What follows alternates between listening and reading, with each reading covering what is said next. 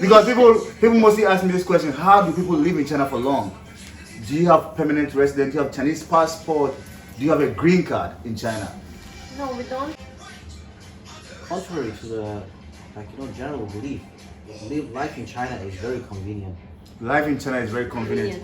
Yes. Oh no, this is our neighbors. Like, we know them. Like people from the around shops, they know us. Everybody, like, oh yeah, the guards.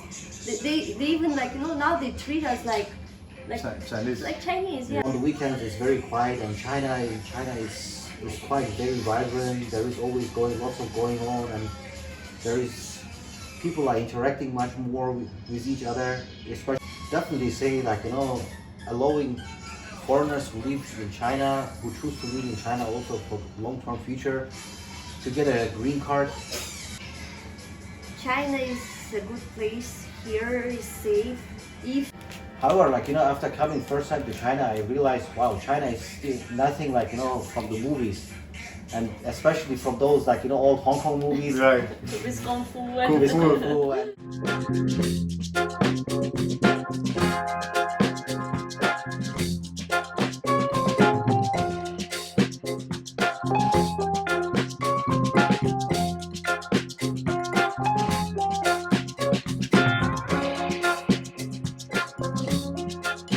Welcome you to China. All right, thank you. All right.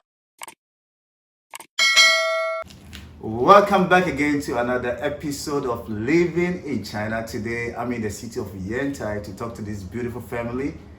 And this woman right here decided to share her story after seeing the video I did with the Canadian family in Yantai. And I can't wait for the world to see this interview, to enjoy this conversation and learn something about their experience and journey in China. So today you are going to share your journey in China with the world. I hope you're ready for the conversation. Your name is Anna? Okay. Before we start the conversation, if you're here for the first time, please don't forget to subscribe to the channel, like this video, and share this video with a friend, and let's go to the channel together. All right, so please can you tell us your name, where you're from, Yeah, and how long you've been in China? My name is Natalie and I'm from Russia, and I have been in China. This year is going to be 19 years. 19 years in China. Yep. Okay, sir, can you please tell us your name and where you're from? my name is Siddharth, and I have been living in China for the past 10 years, and I'm from Germany. So you came to China 19 years ago. 19 years. Why did you choose to leave your country, Russia, and come to China 19 years ago? Were you not scared to come to China 19 years ago? Yes, I was. The story was very simple. It was an exchange program between Russian and Chinese students, and I was a student of a foreign language department. So they chose some students to come here to study Chinese and Chinese language, and some students from here went to Russia, I think, to study music and arts. So me and another 3 students for a group of 4 came here to Yantai to study in Yantai Normal University for a free program. Chinese government gave us a scholarship for 1 year to study and live here for free. So you came to China through an exchange program. Yeah. So why didn't you go back to your country after the exchange program? The program was extended for another year, and then after 2 years I decided to stay here to get my bachelor degree in Chinese. So you got your bachelor degree in Chinese. Yeah, I wrote my thesis in Chinese, I defended my thesis in Chinese. Wow. Okay, we shall come back to you. Say about yourself. Why did you come to China in the first place? Well, I came to China first 2009. It was work related. Basically, I had the opportunity to come and work China for a couple of months. So my company sent me over, and after my first trip, I quite liked it, and I volunteered, for the future projects in China. And this has done about 3 years. Then during these 3 years, I came to China, and I was more interested in the language, in the culture, and in the people here. That's how I decided to come and study in China 10 years ago. 10 years ago. So you've been here for 19 years, he has been here for 10 years. And now you guys are married. Yeah. At what point did you decide to marry your husband? Or at what point did you decide to marry your wife? Well, that's a bit a tricky question. Basically, I met her when I was looking for colleges here in China. We met in Qingdao, and at that time I was also playing with this thoughts like to come and study in China, and she helped me to find a university and got me enrolled, and I would say probably after I graduated like 6 years ago, that's how when we decided, okay, now we can take the next step. Right. So did you get married in China or in your home country? No, we got married in Hong Kong. Why did you decide to marry in Hong Kong, not in mainland China or in your home country?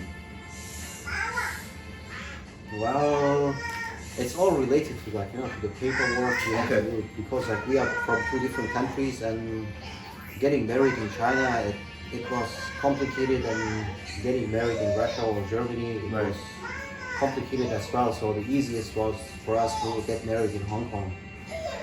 Because China does not follow the Hague Convention, so Okay. we have to, all the documents have to be legalized to be used in China. Right. But in Hong Kong, because Hong Kong, Germany and Russia, they're all in the same convention. So for us it was just to go there and just register and that's it. All right. Now let's go back to your life here in China when you got to China 19 years ago. Yeah. Coming to China, what was the images of China in your mind, or what did you think about China before coming here 19 years ago? Actually it was the year of SARS. The year of SARS. SARS, yeah. Okay, tell us about it. Yeah, and we were supposed to come here in April, and then all the flights, all the visas got cancelled because of the epidemic. But it was not as long as COVID. It was over in about 6 months, so we came here in September. Already after graduated in Russia, after our graduation in Russia in September. I remember how we were landing in Yantai, the plane going down, and we saw the ocean, and we were like, wow, look at that, that's where we're going to live. And we didn't know much about China. It was a bit scary for the family to send us here, but everybody was very supportive. Just take off for some time. It's okay. So everybody was very supportive, and here in Yantai everybody was very kind to us, and we lived in an international students dormitory with other foreign students, mostly Korean students and Japanese students, and everybody was very kind. We couldn't understand much, people didn't speak much English At that time. at that time, yeah, but teachers were doing the best. In the beginning it was very hard. Chinese language is very different from English or Russian or any other languages, so it was a bit difficult in the beginning, but then it was okay. It was a bit difficult in the beginning, but now it's okay. Okay, take off. In the beginning it was a bit difficult. Can you please tell us some of the difficulties that you went through 10 years ago and you too 19 years ago when you got to China? What are some of the major challenges for two of you? Major challenges was, of course, the language. Culture was very different, so food was very different, and we were getting too much attention everywhere, and it was strange. It was strange. What about you? Well, I must agree. First of all, there were the language barriers and cultural differences, and of course, it was also the attention. It feels nice, to getting attention. However, when it gets too much, then it could be bothersome sometimes. However, overall, I was quite fascinated and inspired by the whole culture and the whole experience, the vibrant lifestyle. I come from Germany, from a small town where Sunday nobody's on the street, nobody's walking around, and basically Saturday afternoon all the shops closed, and in China there was always life everywhere. There were always people, always vibrant, and there was always everywhere so much going on, and so that was quite a kind of a shock in a positive way. Right. So what did you guys do to help you to adapt so well to the Chinese environment that has made you live here for 10 years and 19 years? Language. The language. We speak, well, we both speak Chinese very well, and when we're on the phone, people don't know that we are foreigners. They think that we're Chinese. When they see you, like, Yeah, like mostly like, are you a foreigner, really? And it's always like we start speaking somewhere, and people are like, how come you speak Chinese so well? So you agree to the fact that for foreigners to be able to live in China and adapt so well, they have to learn the language. It's a must. I wouldn't say it's a must, but it helps you like in real life, helps you to understand the culture better and the people better, and it definitely makes life overall easier. I would say it's not a must necessarily, however, it helps a lot. It makes life quite easier. It makes life quite easier. If you are coming to China and you want to assimilate your life into the society, the best one thing that you can do is to learn the language. It makes life easier. This is coming from people sharing their life experiences in China. Now let's talk a bit about China 19 years ago and now. What are some of the things that you don't see happening that were happening 19 years ago now that has changed about China? Well, the whole technology scene, like, when we came to China, not everyone had a cell phone that time. It was like some rare people on the street, rare Chinese people on the street had cell phones. And now, like, you see WeChat, Alipay, everything, it's like in 20 years, like everything changed. And when I tell people that we saw how WeChat was born, how Taobao was born, how Pinduoduo and all these things were born, they don't believe us. They're like, how? Like, was life possible without all of these things? Yeah, it was possible. I mean, I just want to experience this from you. Just take me to, like, just take yourself or take us people watching this video, take us to a place like a shop that you want to buy something 19 years ago. So I'll tell you, I lived on $100 a month, which was about 800 yuan at that time, and that was plenty. That was a lot of money. That was lots of money. We could like go to the supermarket and buy like bag of food and everything for 30, 40 yuan, and we will eat for the whole week, because we were one group of students, so we were like sharing all the food expenses and everything. So we'll just go buy for 100 kwai a week of supply for 4 people, and that would be okay for us. And plus on the campus, for students things are cheaper. It was a bit different. You moved from Russia to Yantai. Yeah. 19 years ago. Yeah. How was the city Yantai? Because I came to Yantai in 2013 and I said, wow, this is a developed city. What was your experience 19 years ago? No, 19 years ago, Yantai was not that developed? well, let's say comparing to Russia, Yantai was more developed because it's bigger. Although here in China, Yantai is considered a small city. Yeah.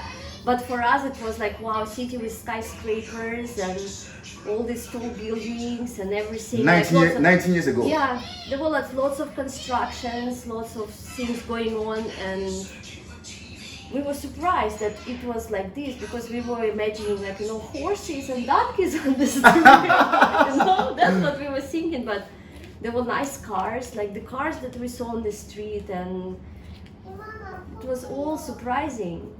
But people were not too much used to foreigners, so we were getting lots of attention, lots. Do you think that China has developed so fast? If they have, what are the Chinese people doing that other countries are not doing? Well, I would say China is, first of all, investing a lot in the infrastructure and in the construction sector, which is with the aim of making everybody's life better. Right.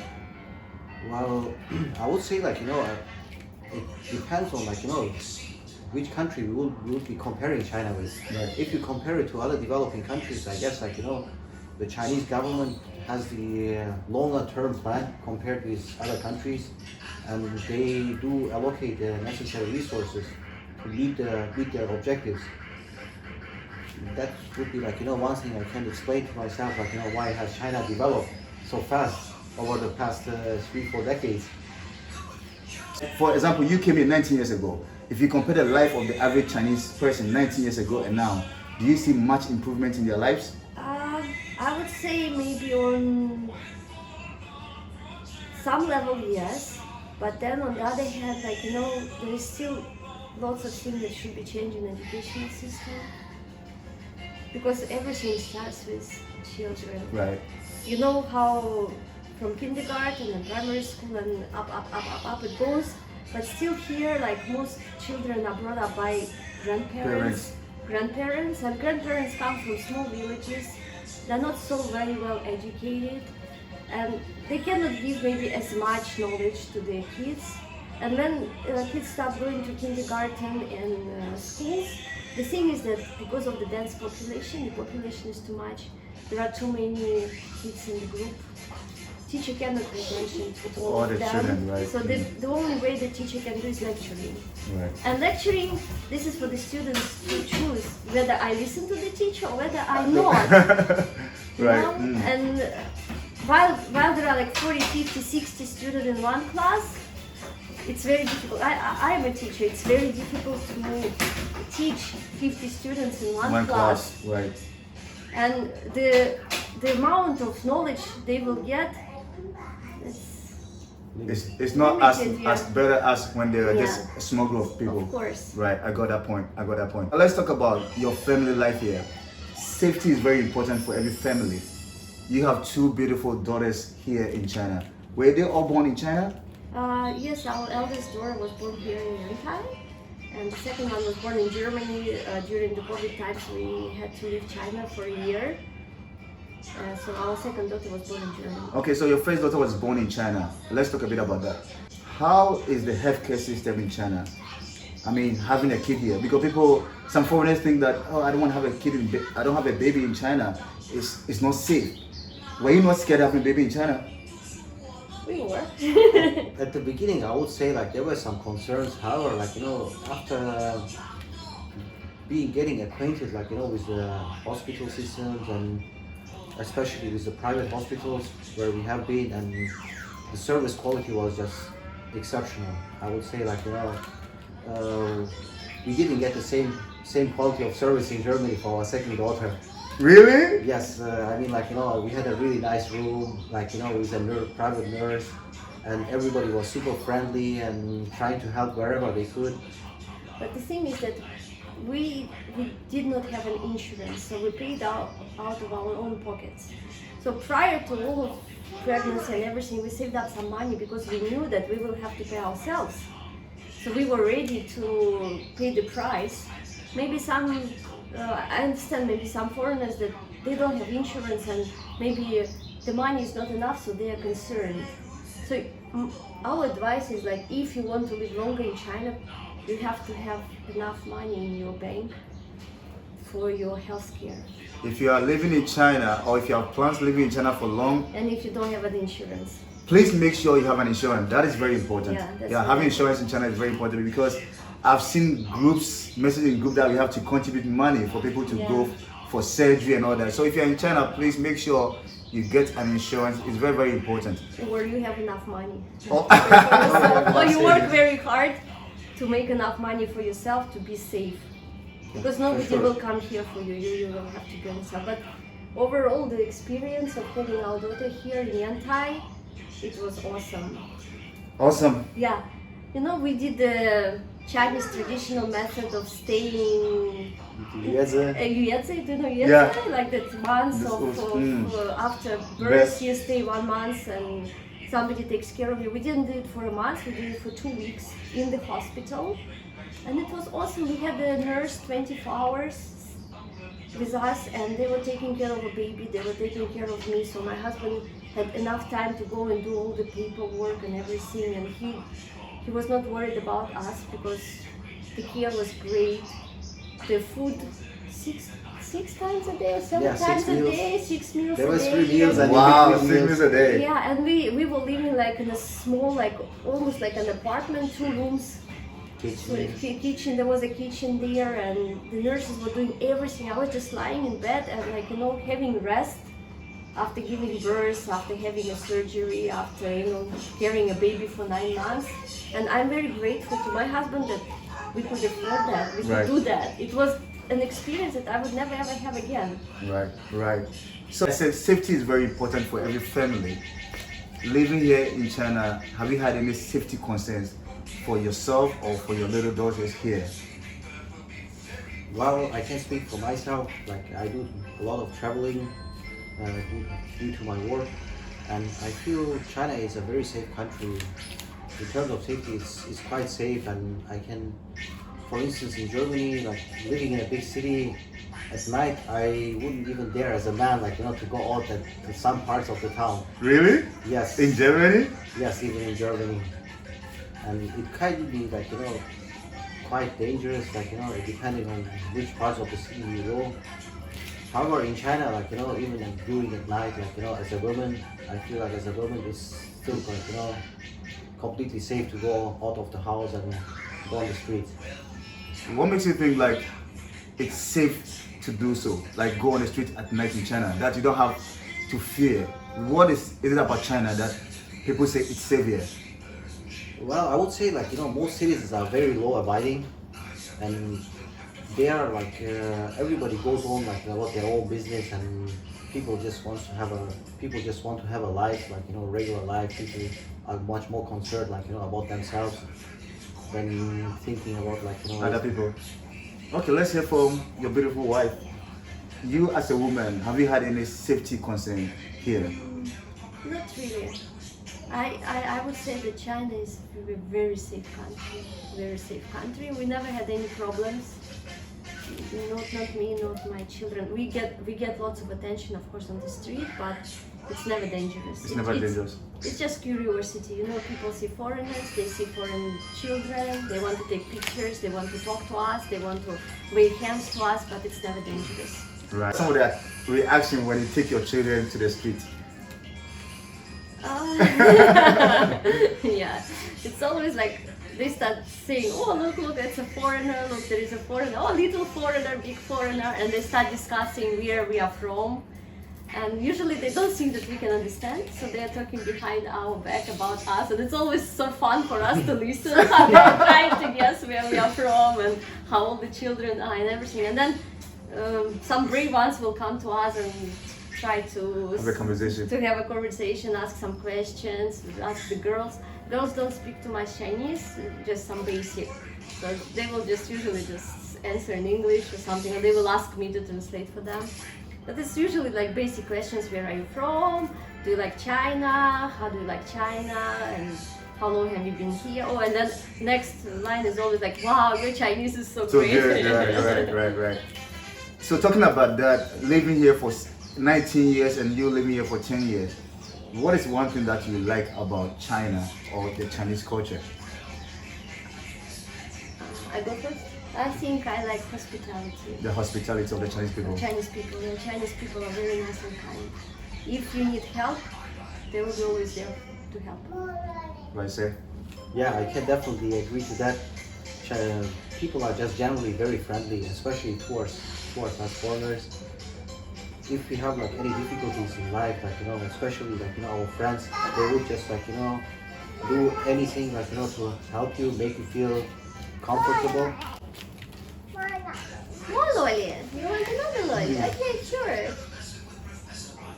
Okay, sure. Me? Sit a little bit with us, and then we'll give you more lolly, okay? Okay. Yeah, I would definitely say like being like overall people are very very friendly, and the hospitality here is just amazing. Like and they would make like anything like in their powers like to help you and make you feel welcome here. That's what I love about China, and that's what actually that's what actually made me to come and live in China. Right. So if there are foreigners, like people watching us from your country, around the world, and they want to learn something about China before coming here, what are you going to tell them? That there's something that they should know, that this is something that you should know about China before coming here. What are you going to say from your experience? You should learn that there is a thing called in China like mianzi, face. Chinese people will always keep face. For example, when you ask something and they cannot do it, they will never say straight no to you. There will always be a way that they will say maybe, or maybe later or something, but there is never ever a straight no. There's never a straight no.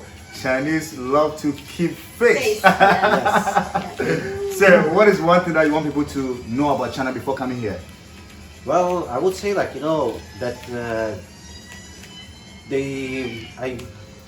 this is actually a quite tricky question. Tricky question, yeah. It's quite a tricky question. First of all, I can talk from my own experience prior to coming to China. Well, my knowledge about China was mostly from the news and mostly from the movies I have watched growing up.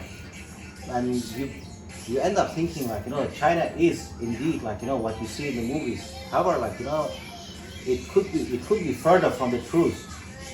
It's you would always think especially my family, they were always thinking, oh, China is underdeveloped, people still ride bicycles and things like this, that China is not developed. And however, after coming first time to China, I realized, wow, China is still nothing from the movies, and especially from those old Hong Kong movies, Right. With Kung Fu Kung Fu and Jackie Chan movies. Yeah, I would say prior coming to China, I would get informed, read a little bit about China, especially about the customs a little bit, about the social mores. That would help a lot, to understand the people a little bit better, understand the culture, especially at least get a basic understanding for overall for China. That would be great and quite helpful. Right. So if you're coming to China, try just to do a little research about the social norms, about the people, their culture, and that will help you to live very peaceful in this country. Yeah. Living here for that quite long time, do you have permanent residence? Are you Chinese? Do you have a green card? People mostly ask me this question: how do people live in China for long? Do you have permanent residence? Do you have Chinese passport? Do you have a green card in China? No, we don't. We have to renew our visas every year. Okay. You also go through the same process of renewing your visa every year. We do. Actually, for a foreigner to get a Chinese nationality, it's impossible because basically the constitution doesn't permit foreigners to get a citizenship in China, and the green card, the residence permit, which allows you to stay here For some time. for indefinitely. It's quite difficult. I believe in the history of China, the number of people who got the green card is quite low, and which makes actually life, I wouldn't say difficult, but challenging sometimes. You cannot plan long term. You have to always plan as long your resident permits last. Yes. Right. So if there's one thing that we all wish, or you wish, based on your experience, that the Chinese immigration system would change in order to enhance foreigners' life here, what is it going to be?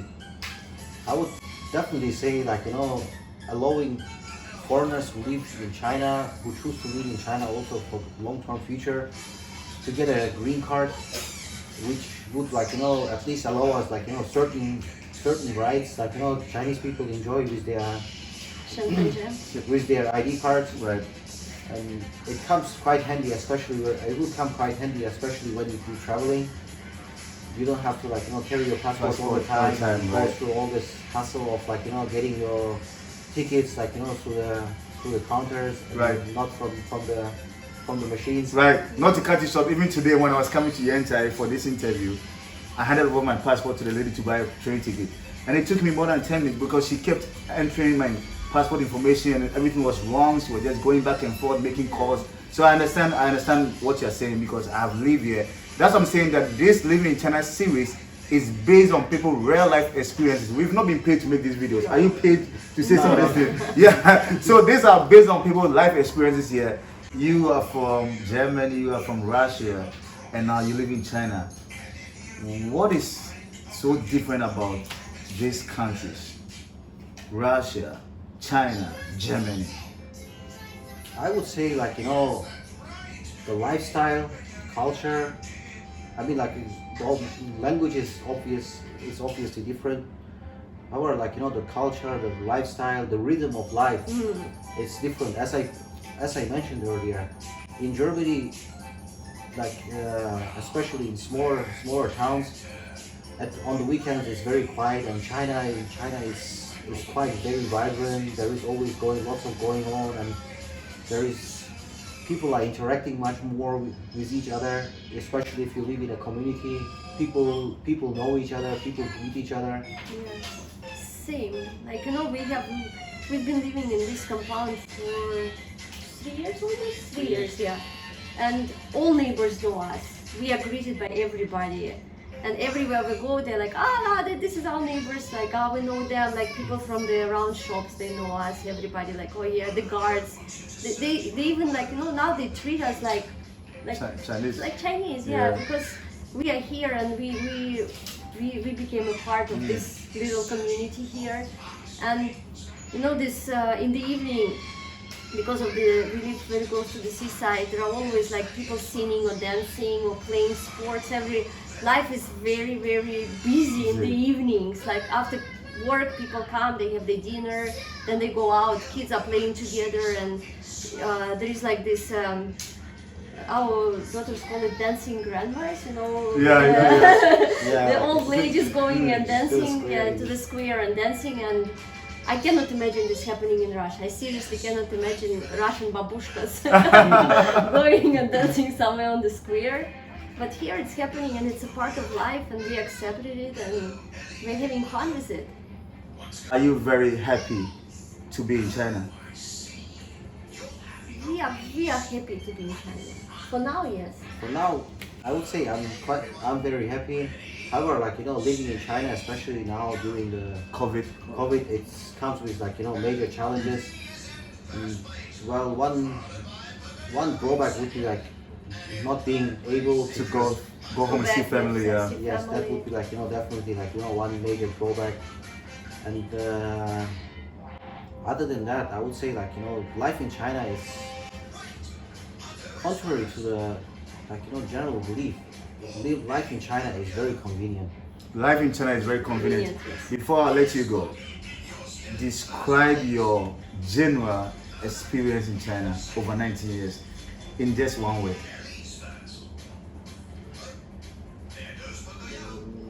Lovely. I would say transformational.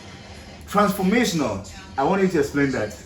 Well, I would say like at the beginning, I wasn't planning like to come. It was just I wasn't planning to stay in China long term. I thought, okay, good. I would come and stay for a couple of years, just have the experience, and then leave. However, I got so attached. I got so attached to life in China, so it basically became my second hometown.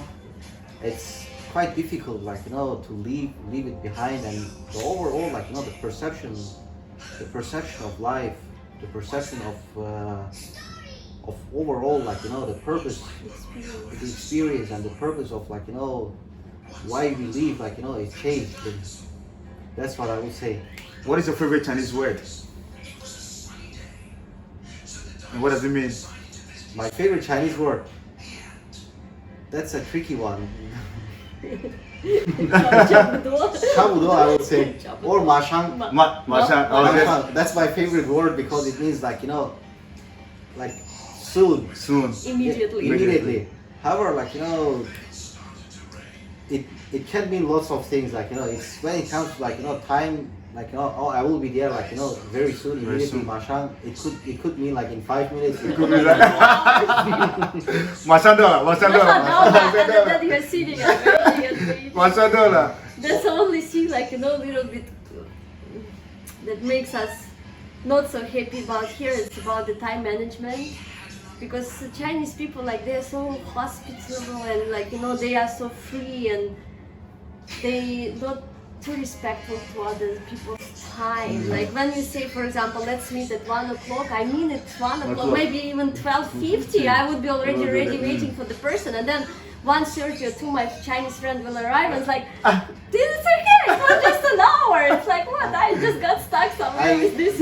That's also like what I would say, like especially in Germany, where it's like, People are you know, time conscious. yeah, very time conscious. If you cannot be just right on time, you better come early. That's like, you know, what we live by. It's one of the German virtues, and I have struggled at the beginning, like, you know, to not to get upset with my friends.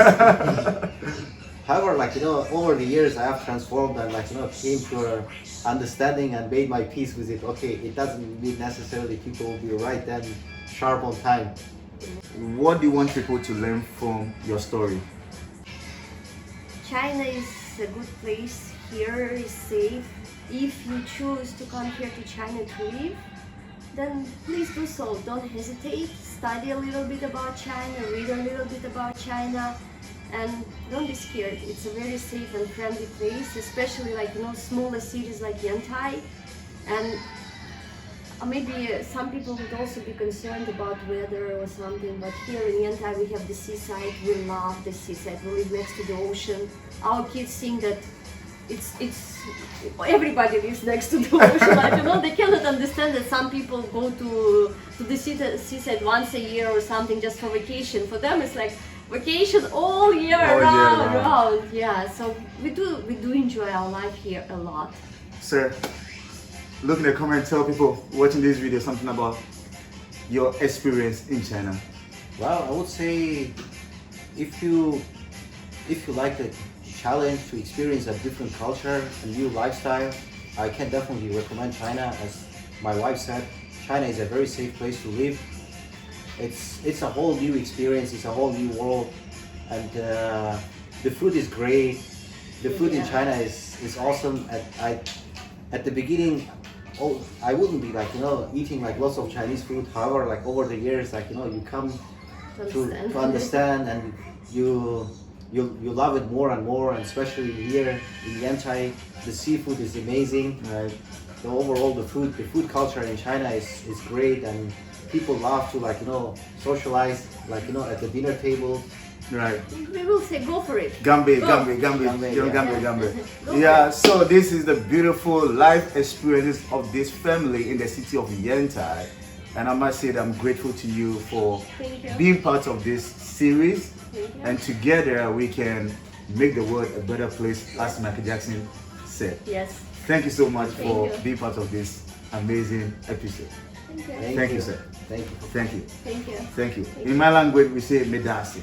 Medasi. Medasi, that means thank you. Between ourselves, we speak so many languages. How many languages do you speak though? 3 languages fluent: Russian, English, Chinese. And then when I was in college, I studied French. That was my second foreign language. And then now a little bit of German. Yes, of course I had to. And when I was working in Korean school, I picked up a lot of Korean. words. Yes, Wow. and some Korean words. Wow. And my husband speaks 5 languages fluently. Wow, amazing. What language do you speak? Another 2 like Chinese, English, German, French. Turkish, and my native Kurdish. Oh, amazing, amazing. I speak only English and my language and a bit of Chinese. Oh, that's great. So we're done. Yeah. Thank you so much. Thank you.